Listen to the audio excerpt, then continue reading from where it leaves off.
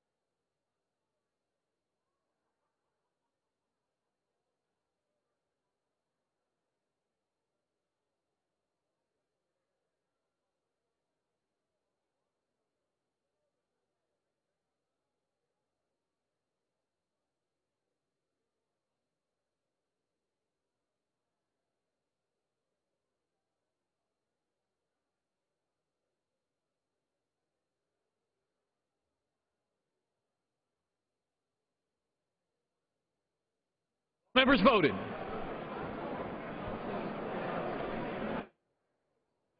Change his or her vote.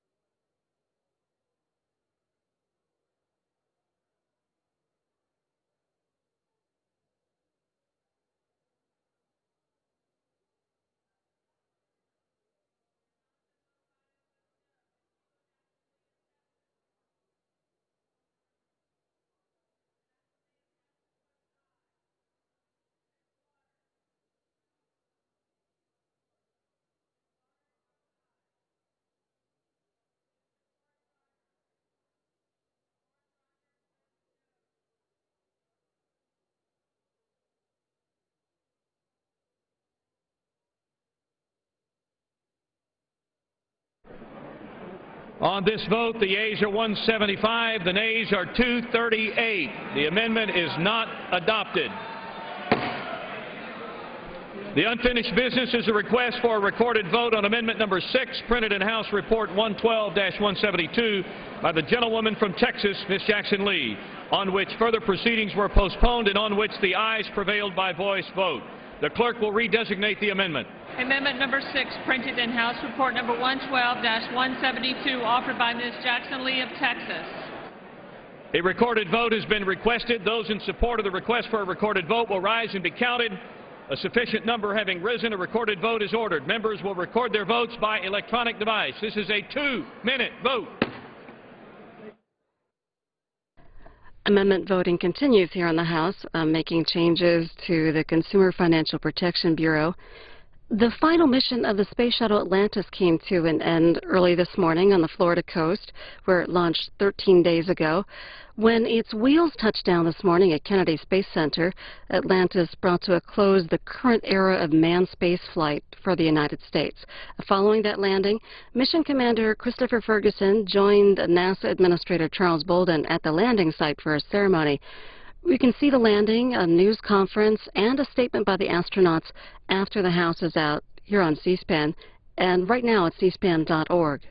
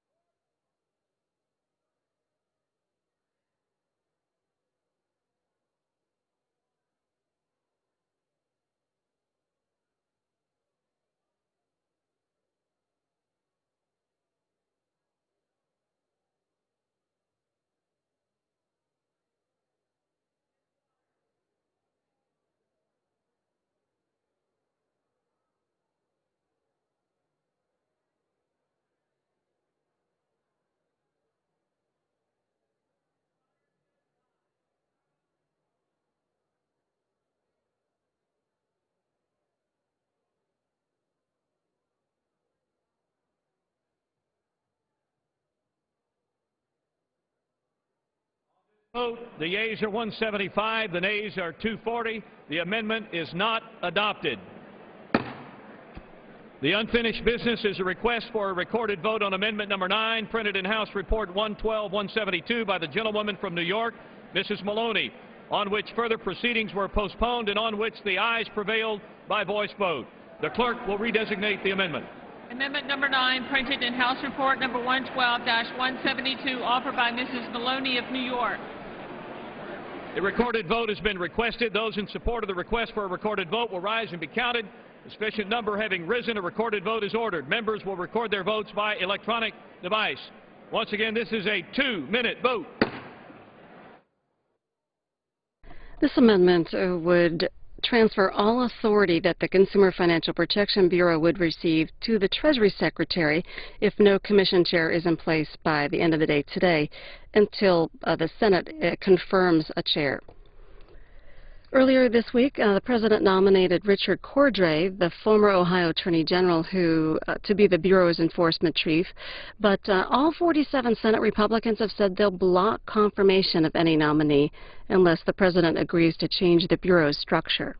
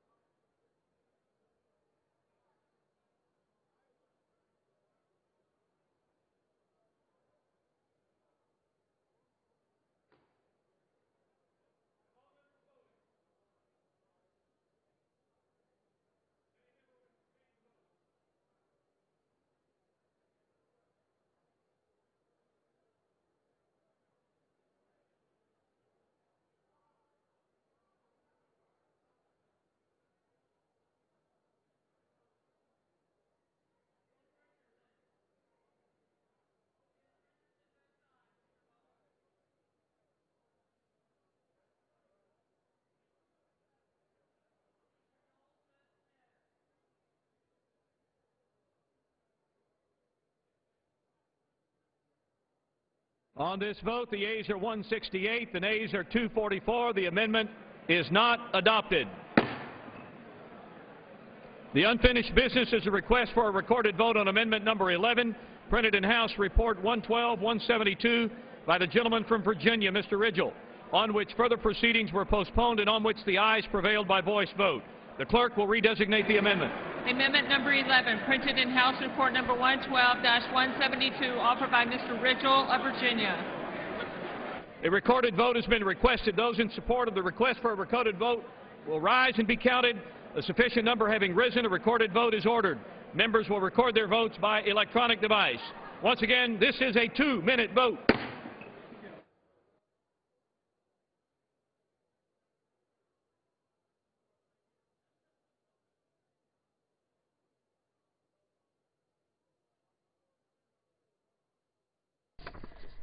This is the last amendment vote before a vote on final passage coming up shortly, offered by Representative Scott Riegel of Virginia. We're going to switch gears now, talk about the ongoing debt and deficit talks. Democratic congressional leaders Harry Reid and Nancy Pelosi were to meet with President Obama starting at 5:30 Eastern Time at the White House. The Washington Post writing that President Obama and House Republican leaders are deep in negotiations over a far-reaching plan to save $3 trillion over the next decade through sharp cuts in agency spending and politically painful changes to popular health and retirement programs. But there were conflicting accounts on whether the deal would include any immediate increase in taxes.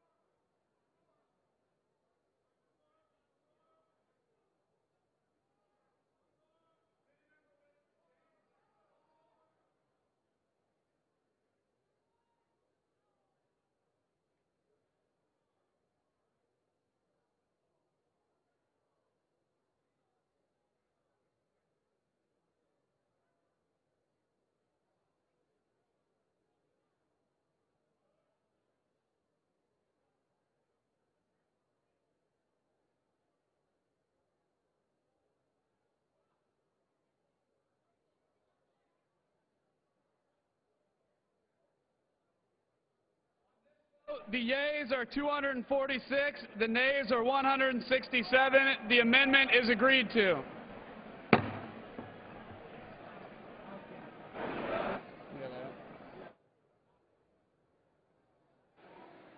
question is on the amendment in the nature of a substitute as amended. Those in favor, please say aye. Those opposed, no. The ayes have it. The amendment is adopted. Accordingly, under the rule, the committee rises.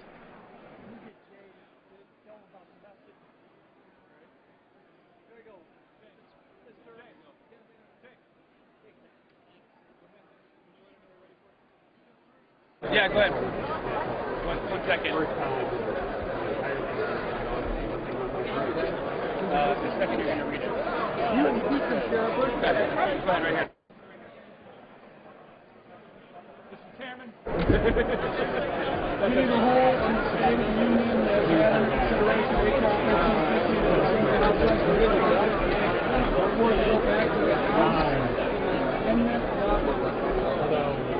There you go. Thank you, sir.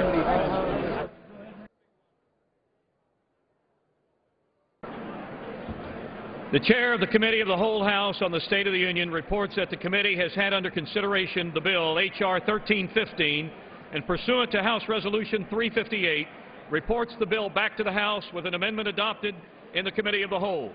Under the rule, the previous question is ordered. The Chair will receive a message.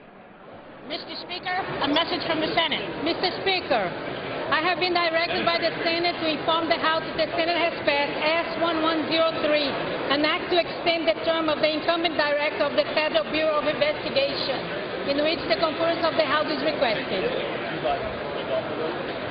Thank you. Is a separate vote demanded on any amendment to the amendment reported from the Committee of the Whole? If not, the question is on adoption of the amendment in the nature of a substitute as amended. Those in favor will say aye. Those opposed will say no. In the opinion of the Chair, the ayes have it. The amendment is agreed to. The question is on engrossment and third reading of the bill. Those in favor say aye. Those opposed will say no. The ayes have it. Third reading. A bill to amend the Dodd-Frank Wall Street Reform and Consumer Protection Act to strengthen review authority of the Financial Stability Oversight Council of regulations issued by the Bureau of Consumer Financial Protection. Speaker. House will be in order. Would members please take their seats, remove conversations from the floor, clear the aisle.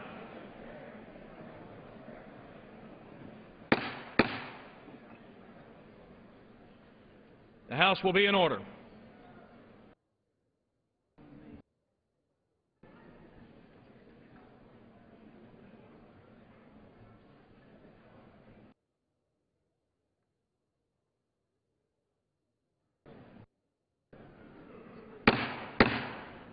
The House will be in order.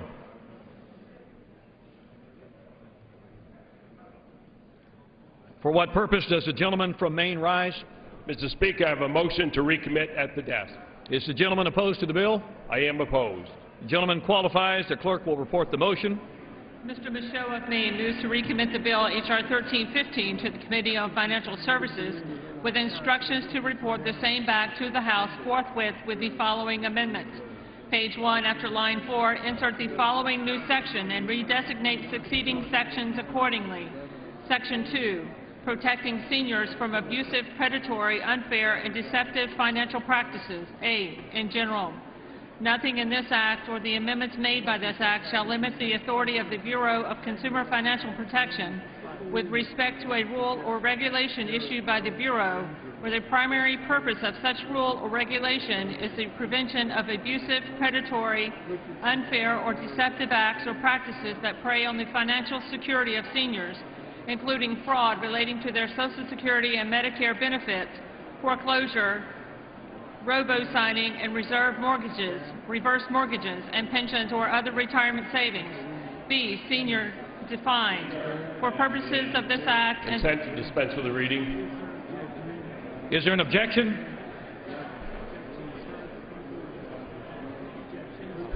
Objection is heard.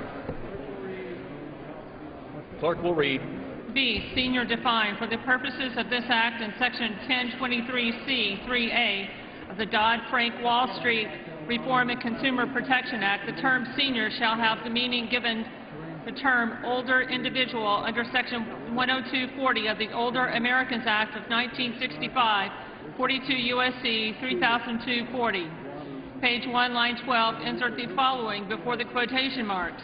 Except that the affirmative vote of 2/3 of the members of the Council then serving shall be required if the primary purpose of the regulation is the prevention of abusive, predatory, unfair, or deceptive acts or practices that prey on the financial security of seniors, including fraud relating to their Social Security and Medicare benefits, foreclosure, robo-signing, and reverse mortgages and pensions or other retirement savings. The House will be in order. Members are advised to remove their conversations from the floor and clear the aisle.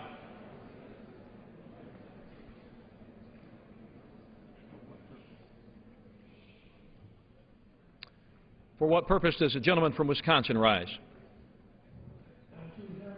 Order, Mr. Speaker. Point of order is reserved. Gentleman from Maine is recognized for 5 minutes.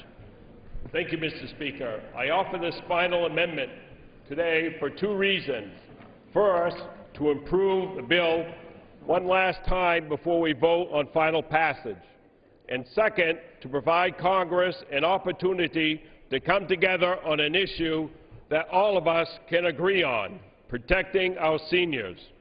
In the last 8 years that I've been a member of Congress, I've had the opportunity to work with Republicans and Democrats alike to ensure that older Americans have the security and the quality of life that they deserve.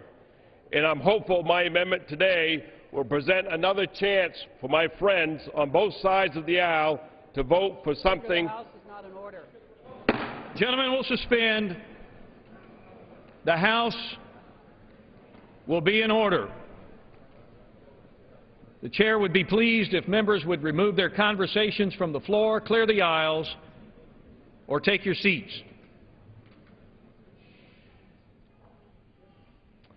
Gentlemen may proceed. Thank you, Mr. Speaker. I'm hopeful my amendment today will present another chance for my friends on both sides of the aisle to vote for something because it's good policy regardless of our different politics.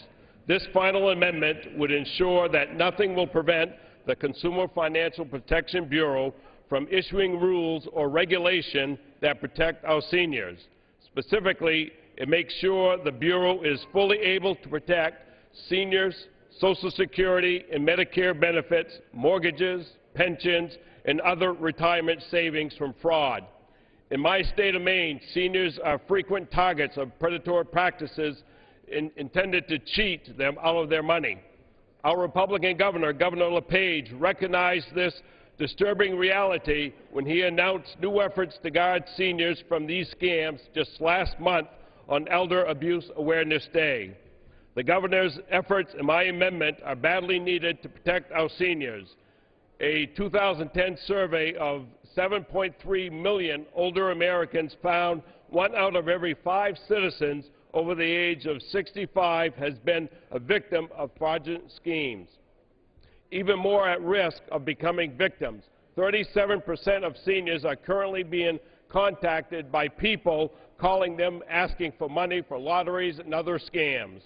I think we all can agree that Congress needs to act now to stop people from preying on seniors' finances and to protect their Medicare and Social Security benefit scams. My final amendment to this bill will do just that. And I want to highlight 2 stories of fraud targeted at older Americans in my state of Maine.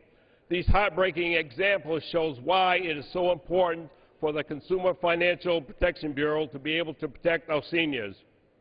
Carol and Ray Thompson live in Brewer, Maine, and like many Mainers, they are big advocates of green energy and like a good opportunity when they see one. So when they heard from their friends about a man who owned patent for a new form of windmill technology and was looking for investors, Carolyn and Ray were excited about the possibility of investing in the windmill projects. So they did invest to the tune of $30,000, thinking they were putting their money in an investment that would provide a secure future for their children. But on a trip to view the windmill technology, they were not impressed by what they saw and came suspicious. Their suspicion was justified, and the opportunity proved to be a scam that took tens of thousands of dollars of their savings. Thankfully, the scammer was convicted of fraud earlier this month, but the Thompsons are unlikely to get their money back. The second story is about Lucianne, a retired teacher from Caribou, Maine, who passed away last year from breast cancer. 3 years before she died, she met with an insurance agent from Maine who took advantage of her age and repeatedly gave her bad financial advice for his financial gain. He convinced her to buy and finance a snowmobile for his use. He got her to buy long-term life insurance policy that she couldn't afford, and he advised her to put cash out of her stock portfolio to make financial expenditures that were actually bad, that really caused her Medicare premium to skyrocket. Lucianne passed away in November and did not live to see the agent lose his license. But her story lives on today as compelling evidence that Congress needs to protect our seniors from fraud. So I ask my colleagues to join me today to support my amendment. We all have constituents like Lucianne and like Mr. and Mrs. Thompson. This final amendment will not prevent this bill from moving forward. If it is adopted, it will simply be incorporated into the bill, and the bill will be immediately voted on. I offer this final amendment today to protect our seniors, and I hope my colleagues on both sides of the aisle will join me in supporting it. I urge everyone to vote yes on this final amendment. Gentlemen, time expired. For what purpose does the gentleman from Wisconsin rise? Mr. Speaker, I withdraw my point of order and rise in opposition to the motion. Point of order is withdrawn. Gentleman is recognized for 5 minutes. Thank you, Mr. Speaker. First off, this motion on the floor today is just a political stunt that's going to undo the goodwill of my bill. Now, let's be clear.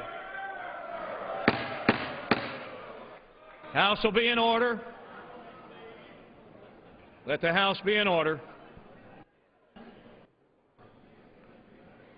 All members, take your seats. Cease the conversation. Gentlemen may proceed. Thank you, Mr. Speaker. Let's be clear.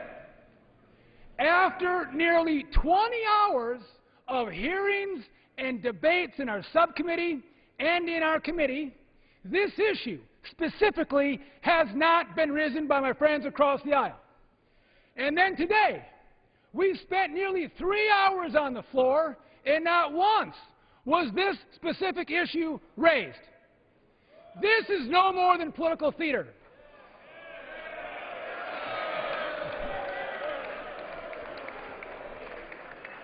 But I have good news for my friends across the aisle, because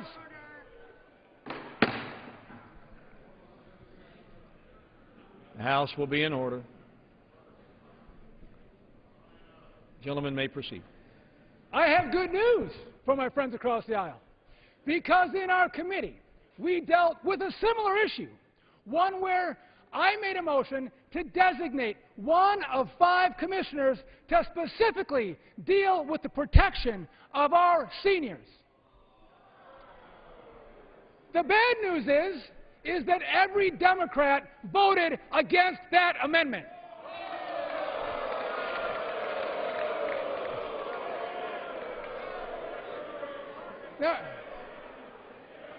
Now let's be clear.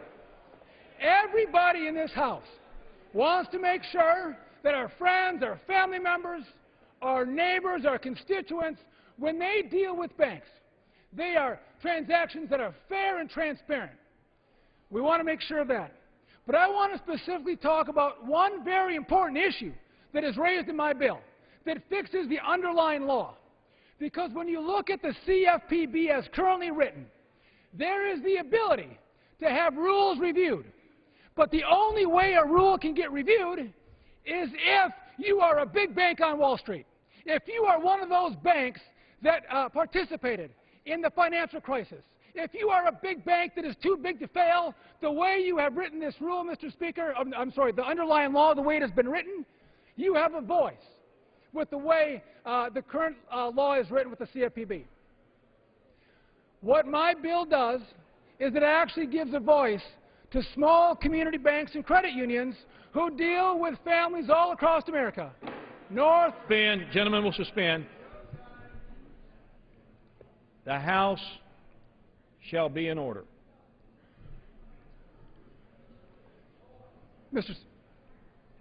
Gentlemen may proceed. Mr. Speaker, my bill doesn't just give a voice to Wall Street banks, the big banks. What my bill does is it gives a voice to small community banks, gives a voice to credit unions. So if a rule comes out that affects negatively the small community bank and the credit union, they have a voice to ask that it be overturned. And it's those very small banks and credit unions that our families across this country look to when they want to get a loan for a car or a mortgage for their home. But not only that, it's those small banks and credit unions that give capital to small businesses that expand and grow and create jobs for our hardworking families right here in America. Ladies and gentlemen, this is common sense reform. This is a reform that is going to do justice to the CFPB. I would ask that you all join with me in Main Street America and vote against this motion to recommit and vote for our underlying bill. I yield back.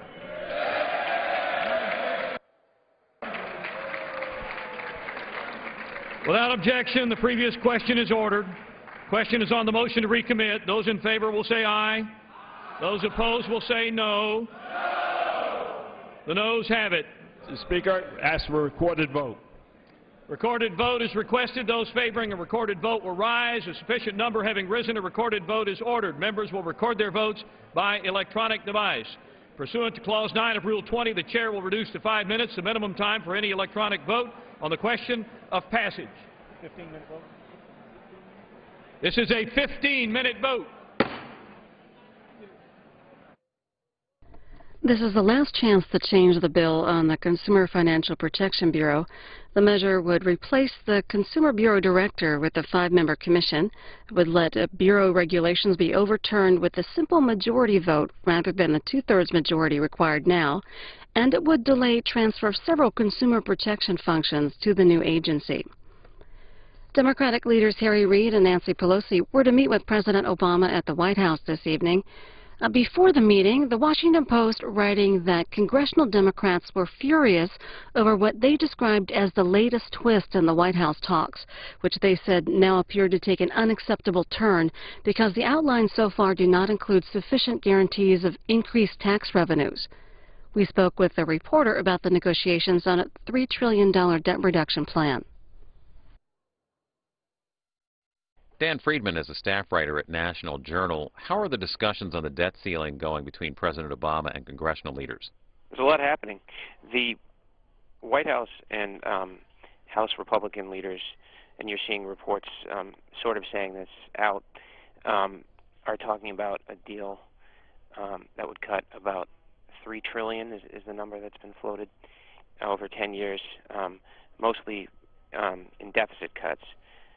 That's kind of the latest development that the White House and I think Speaker Boehner's office denied reports that agreement, that proposal there was almost a deal on that.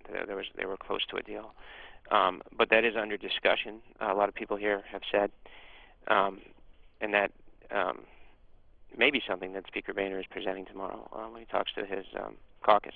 What's the status of the McConnell proposal?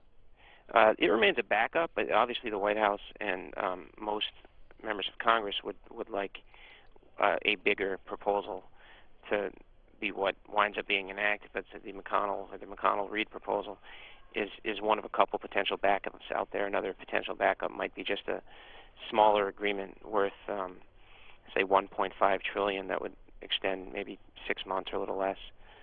The debt ceiling. The issue with that is the White House had said they would veto that. Would this plan involve a default then? No. All these plans would avert default, so that's the benefit. And the benefit, I think, of having multiple plans, of having a fallback or 2 fallbacks, is that there are more ways to avert default. In the meantime, the Senate started debate on a House-passed bill earlier today that is proposing to solve the debt and deficit. How much support is the Republican proposal expected to get in the Senate? That, of course, is run by Democrats. It'll get strong Republican support and probably no Democratic support, so it'll fail on close to a party line vote. Senator Reid's expecting weekend sessions in the Senate. What are you anticipating will happen this coming weekend? Well, they'll vote on that proposal, the so-called cut, cap, and balance proposal on Saturday. It may be that on Sunday and probably on Monday, like today and probably tomorrow, that they're not really going to be doing anything on the floor. They're remaining in session at the moment is mostly just a symbolic step to demonstrate to Americans how serious senators are about resolving the debt ceiling issue. Dan Friedman is a staff writer at National Journal. We thank you for joining us. Thank you. White House spokesman Jay Carney and House Speaker John Boehner have issued statements saying the two sides are not close to any agreement. But Speaker Boehner did predict today that a majority of House Republicans will end up supporting some kind of compromise to avoid a government default on its financial obligations. Here's Speaker Boehner from earlier today. Mr. Boehner? Reverend Norquist today indicated that letting the Bush-era tax cuts expire does not amount to a tax increase. Does that help your efforts to reach a deal here? I'll let you and the other pundits decide what it means, but listen, I've never voted to raise taxes, and I don't intend to. Speaker Boehner, do you see this as a possibility that we could get to August 2nd and not have something done? That would not be my goal in any way, shape, or form. Understood. Is it a possibility? We're 12 days away. Are we in danger of that happening? I do not. I believe that Congress must act before August the 2nd, and I hope that we're prepared to do that. Speaker Boehner. Speaker, on Tuesday, President Obama endorsed legislation that repealed the Defensive Marriage Act. Would you be open to bringing up this legislation for a vote over the course of 112 Congress? The Congress has acted on this issue some number of years ago, and I think what the Congress acted on in a bipartisan way and is the law of the land should remain the law of the land. Speaker Boehner, is tax reform under discussion between the meetings between you and the President? Well, I think I'll keep the contents of my discussions with the President, between the President and myself. It would be, listen, I always believed that keeping the lines of communication open were important. And frankly, I think it would be irresponsible on behalf of the Congress and the President not to be looking at backup strategies for how to solve this problem. But in the meantime, the House has acted.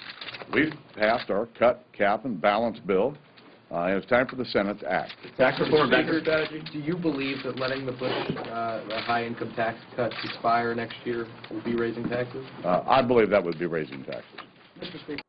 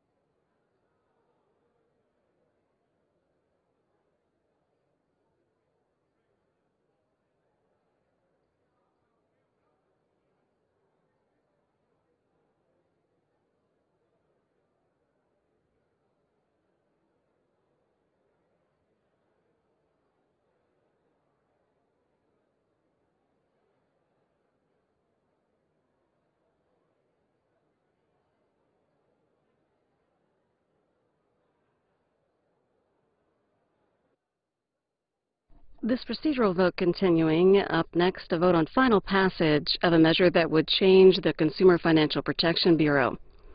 On the Senate side of the Capitol, we're hearing that Senate Majority Leader Harry Reid has said that there would be a vote tomorrow to table or kill a measure that would decide whether the Senate would proceed with the Republican debt reduction plan called Cut, Cap, and Balance.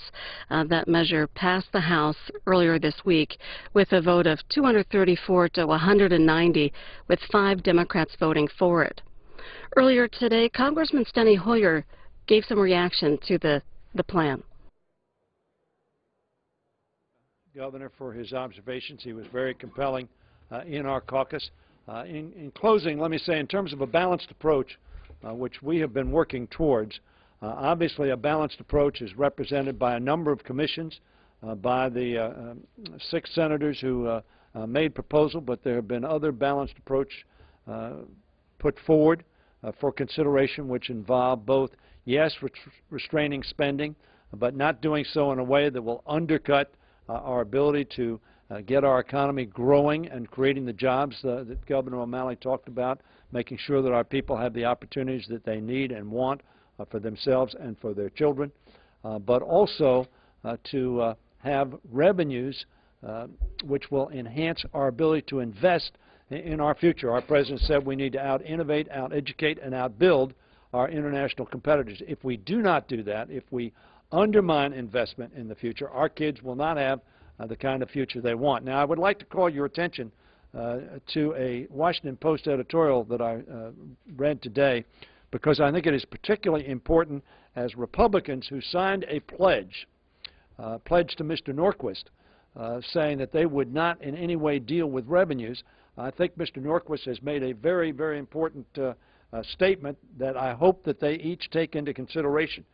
In the Washington Post editorial, it says this: the cost of extending President George Bush's tax cuts for another decade could be pursued without being accused of breaking their promise, said Grover Norquist. Now, the quote is this: not continuing, this is Mr. Norquist, a quote, not continuing a tax cut is not technically a tax increase.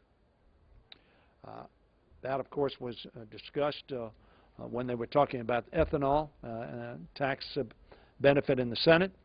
But I am hopeful that Speaker Boehner, who has indicated he wants to have a large, grand design, will be able to pursue that in a balanced way so that we can put our country on a sound fiscal path and, as importantly, bring our country out of this deepest of recessions that anybody has experienced since the Great Depression. Will be a plan that we can implement, agree upon, and do so in the next few days. Thank you very much. So some sort of vote expected tomorrow related to whether the Senate should officially bring up the Republican debt reduction plan passed by the House earlier this week.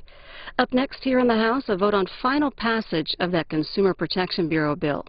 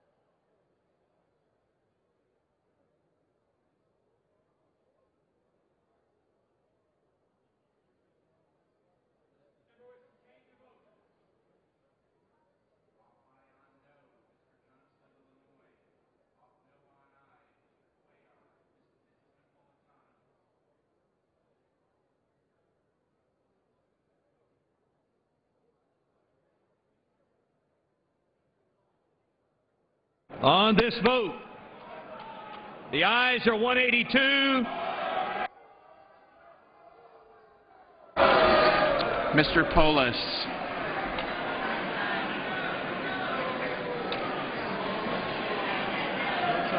Mr. Polis votes aye.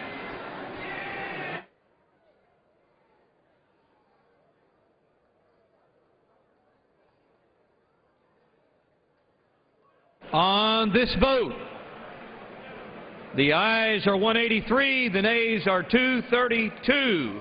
The motion is not adopted. The question is on passage of the bill. Those in favor will say aye. Those opposed will say no. Opinion of the chair, the ayes have it. Mr. Speaker, I ask for a recorded vote. A recorded vote is requested. Those favoring a recorded vote will rise. A sufficient number having risen, a recorded vote is ordered. Members will record their votes by electronic device. This is a five-minute vote.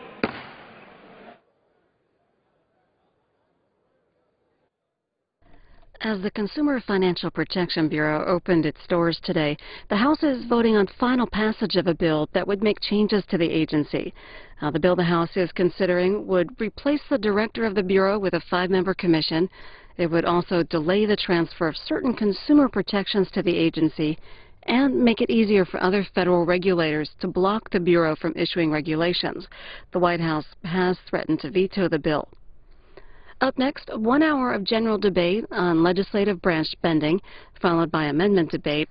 That spending bill would cut funding for the House, the Library of Congress, and most other agencies under the legislation by about 6%. Only the Capitol Police escapes the budget cuts.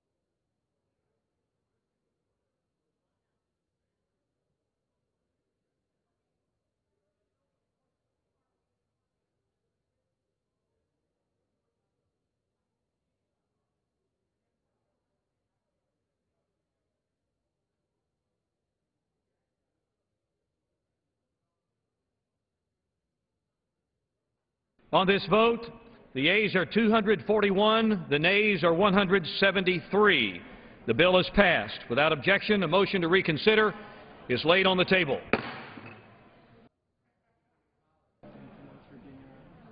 For what purpose does the gentlewoman from West Virginia rise?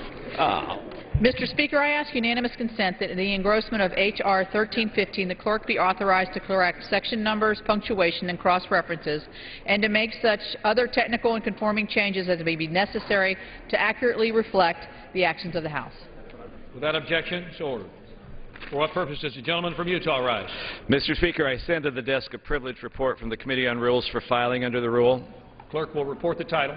Report to accompany House Resolution 363, resolution providing for consideration of the bill H.R. 2584, making appropriations for the Department of the Interior, Environment, and related agencies for the fiscal year ending September 30th, 2012, and for other purposes. Referred to the House calendar and ordered printed. For what purpose does the gentleman from Florida seek recognition?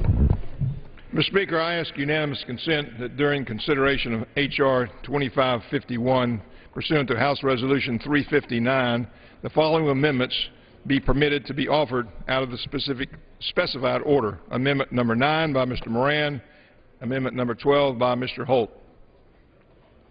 Without objection, so ordered. Mr. Speaker, I ask unanimous consent that all members may have 5 legislative days in which to revise and extend their remarks and include extraneous materials on H.R. 2551, and that I may include tabular material on the same. Action, so ordered. House Resolution 359 and Rule 18, the Chair declares the House in the Committee of the Whole House on the State of the Union for the consideration of H.R. 2551. The Chair appoints the gentleman from Georgia, Mr. Woodall, to preside over the Committee of the Whole.